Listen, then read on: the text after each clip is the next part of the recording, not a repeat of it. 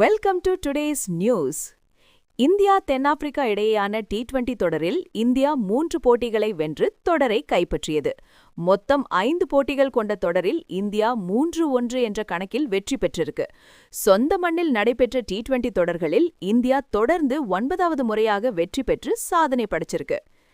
அசாம் மாநிலம் சைராங் அருகே டெல்லி நோக்கி சென்ற ரயில் மோதியதில் 7 காட்டு யானைகள் உயிரிழந்துள்ளன.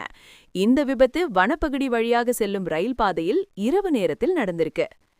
மலையாள எழுத்தாளர் மற்றும் திரைப்படத்துறையைச் சேர்ந்த ஸ்ரீனிவாசன் உடல்நலக் குறைவு காரணமாக காலமானார். பாகிஸ்தான் முன்னாள் பிரதமர் இம்ரான் கான் மற்றும் அவரது மனைவி புஷ்ரா பீபிக்கு 17 ஆண்டுகள் சிறை தண்டனை விதிக்கப்பட்டுள்ளது.